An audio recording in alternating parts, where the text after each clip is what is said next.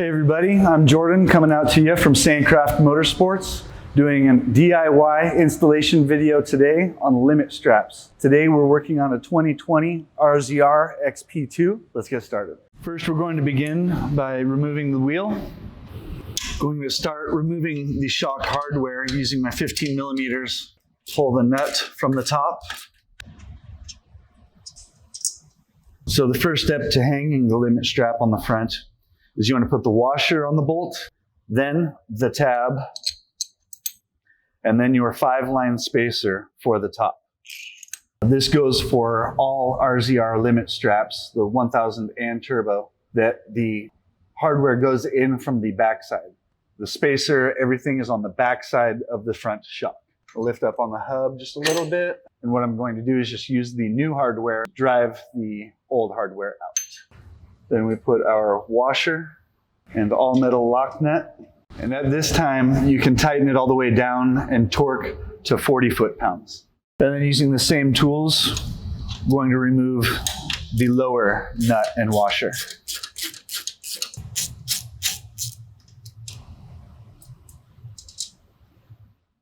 And here on the driver's side, we're going to start by removing the upper nut, and then we'll remove the driver's side lower nut and washer. We're going to use the 120 bolt with the washer on through the tab and then the 5-line spacer. Lift on the bottom of the shock a little bit and use the new hardware to drive the old hardware out. Now we can install the other washer and all metal lock nut. You can now tighten that to 40 foot-pounds. And for the driver lower, going from the front to back, we install the bolt with washer on. 1-line spacer, and I just like to keep track of my hardware. And again, we'll hang the strap once the suspension is compressed. Continuing to the rear, we're going to pull the wheel and the clutch cooling duct. First, we're going to remove the lower hardware, the 18 millimeters, and then removing the bolt, we're going to lift up a little bit, and we're going to let the arm hang from the sway bar. And then, second, remove the upper.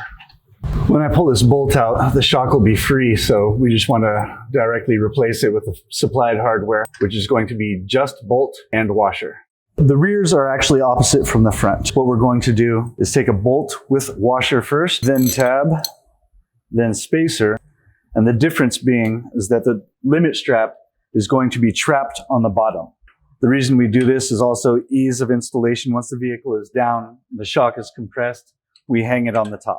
With all RZR models, we put the limit straps on the inbound side because the offset of your different tire configurations, different wheel offsets, you actually get an interference and then bad things happen. So if you have strictly a sand car with a high positive offset, you can run your limit strap to the outside and you're perfectly fine. But for all wheel applications, just to play it safe, we mount them to the inbound side.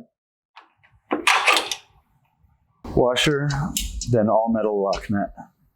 And you can now tighten it to 60 foot-pounds. And I'm going to put the 2-line spacer on the washer and nut just because I like to keep my hardware together. Now we'll begin on the passenger side rear. And just like the driver's side, we're going to begin by removing the lower hardware first. Let the arm just hang from the sway bar. Moving on to the upper hardware and replacing it with the new hardware. I'm just going to support the shock, just bolt and washer. And again on the driver's side, pin the bottom of the limit strap, and you can now tighten it to 60 foot-pounds. Now that we've got all 8 bolts, top and bottom, in all 4 shocks all the way around the car, we're going to put the wheels back on and lower it down to compress so that we can hang our straps. Now we can hang our limit strap.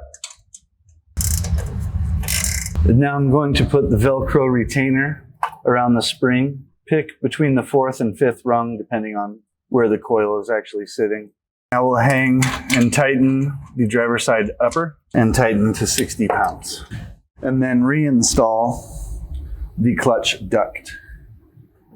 And up here at the driver front lower, torque this down to 40 pounds at this time.